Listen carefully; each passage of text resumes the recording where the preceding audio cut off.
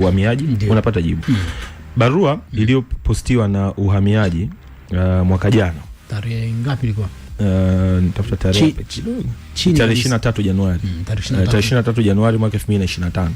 Barua kutoka uhamiaji iligusia wachezaji watatu ambao waliomba uraia. Asabada, Emmanuel Keyeke pamoja na Mohamed Damaro Kamara. Na ilisema kwamba hawa watu wamepewa uraia kihalali.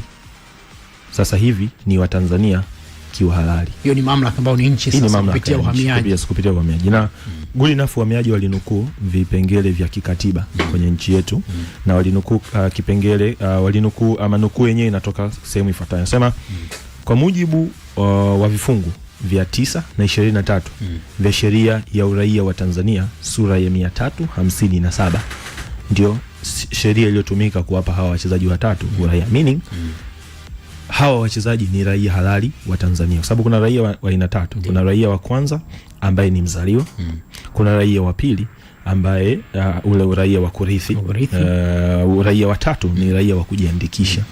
Hawa ni raia wa kujiandikisha, hivyo ni raia halali wa Tanzania kwa kujiandikisha, ambapo ni uraia wa tajinisi. Kwa hiyo ile swala la kwanza naamini lishajibiwa hapo. Damaro alipataje uraia? Ni Mtanzania kiuhalali.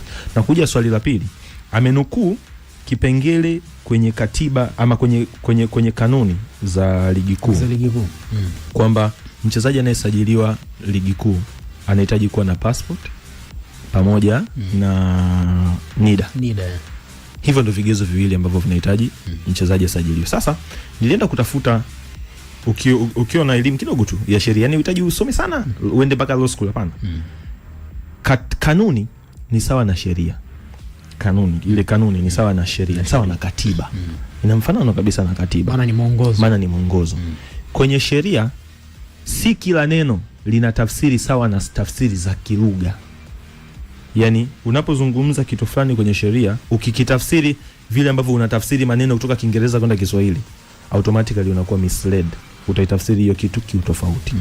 Kanuni ya 65 ya ligi kuu Tanzania bara ambayo ameinukuu mwenyekiti wa bodi ya wakurugenzi wa Simba Bwana Crescentus Magori, inahusu usajili. Mchezaji gani ambaye atasajiliwa kama mgeni na mchezaji gani ambaye atasajiliwa kama raia wa Tanzania. Raia wa Tanzania anahitaji vitu viwili tu, passport pamoja na NIDA. Kwenye mabano wameweka mzawa. Tafsiri ya mzawa kwenye kanuni, kwa mujibu wa kanuni ya ligi kuu, tafsiri ya mzawa ni mchezaji Mtanzania. Hiyo ndo tafsiri ya mzawa kwa mujibu wa kanuni za ligi kuu. Kwa hiyo ligi kuu ikikuita mzawa, it means ni Mtanzania. Bila kujali umezaliwa kwenye hilo taifa, hujazaliwa hapa, umerithi, hujarithi, kanuni ikikutambua kama Mtanzania, unaingia kwenye kundi la watu wanaoitwa wazawa. Kanuni ya ligi kuu Tanzania bara inamtambua Mohamed Damaro. Kanuni ya ligi kuu Tanzania bara inasema Brain Mpogole akiwa ana NIDA na passport anasajiliwa kama mzawa. Kwa hiyo neno mzawa limecontain huo umepata uraia wa kurithi, wa kuzaliwa, tajinisi utajua wewe. Limetumika neno mzawa kwenye mabana. Na ndio maana wanufaika wa kwanza katika kipindi hiki wa hii kanuni, unajua ni nani? Ni Simba Sports Club. Kwa nani? Kibu Dennis. Kibu kazaliwa Tanzania? Hapana. Sasa sajiliwa kama mchezaji wa Kitanzania. Ila makuzi yake ameyapata kwenye kambi ya. Ukimsikiliza Crescentus Magori leo wakati anazungumza kwenye press, alizungumza kitu kifuatacho.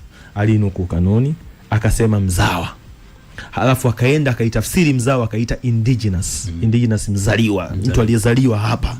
Huyo ndio ambaye anatambulika kama Mtanzania, ambaye anaitwa mzawa, ndio anatakiwa kusajiliwa kama local player acheze ligi kuu Tanzania bara. Si ndivyo? Kibu alizaliwa Tanzania? No. Of course. Alikuwa kambi ya wakimbizi. Amekiri kwamba Kibu alikuwa kambi ya wakimbizi. Nyarugusu alikuja akiwa mdogo. Of course, hamna naye kataa, Kibu alikuja akiwa mdogo, lakini baadaye licha ya kwamba hajazaliwa nchini, alipopewa uraia wa kujiandikisha, Kibu alisajiliwa kama mzawa. Meaning it has been something ambayo inatokea kwenye ligi yetu, ni sio kitu kigeni. Kwa hiyo mzawa ligi kuu anatambulika mchezaji mwenye vitu viwili.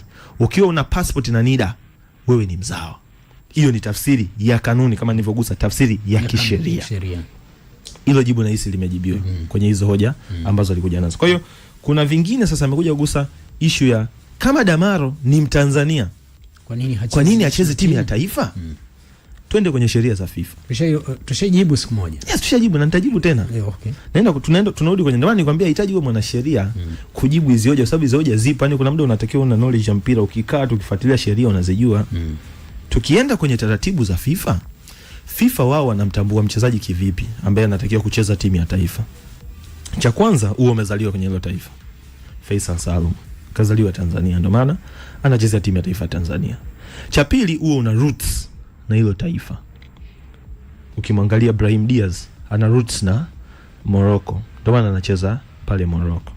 Cha tatu, kama hauna hivi vitu viwili, hujazaliwa na huna roots na hilo taifa, ambapo roots amegusa sijui na bibi, babu, sijui nani, ye mama, mke, kuna connection fulani, kuna hivyo, huo na connection tu na hilo taifa.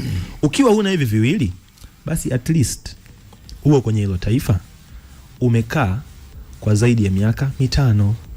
Yani ulienda kwenye hilo taifa miaka 5 baadaye ukapewa uraia, hapo moja kwa moja unaruhusiwa kuitumikia hiyo timu ya taifa. Unajua mfano ni nani?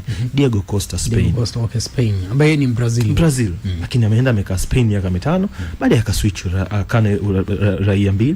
Spain walimpa uraia, akatumikia timu ya taifa ya Spain. Kingine ambacho FIFA watakwambia sasa, kwa sababu kuna mtu yeye hajakidhi hivyo vigezo, ndo amefika sasa kwenye hilo taifa, amepewa uraia kwenye hilo taifa. FIFA wanamwambiaje huyu mtu ambaye amepewa uraia ikiwa hajakaa humo ndani miaka 5? Kwa sababu sheria za nchi zinaruhusu. Sheria ya nchi yetu Brain, nikirudi kule mwanzo, inasema kwamba unaweza ukakaa nchini hata kama hujakidhi hivyo vigezo, imradi tu waziri wa wizara husika akiona una manufaa kwenye ile taifa, unapewa uraia. Yani waziri tu wa mamlaka husika kiona unafaa. Sio mimi, ni katiba hapa nazungumza. Haya sio maoni sana, nazungumza fact. Katiba ndio inasema hivyo kwamba Brain, wewe leo ukiwa na maslahi na taifa hili, ukija unapewa uraia. Haijalishi umekaa nchi muda gani, kwa wanasema kwa hadhi maalum. Ambapo yeye hapa ametaja kwamba huyu mtu alikuwa na karibu mwaka mmoja, miaka miwili. Ndio alikuwa na mwaka mmoja, sio tena mwaka kutimiza, alikuwa na miezi kadhaa Tanzania. Akapewa miezi kama 7 akapewa uraia kwenye taifa. Maana waziri mkuu aliona kwamba kuna, sio waziri mkuu, waziri wa wizara alimpa uraia. Sasa tukishaondoka tunarudi kwenye hii hoja. FIFA wao kitu hicho wanakitreat vipi?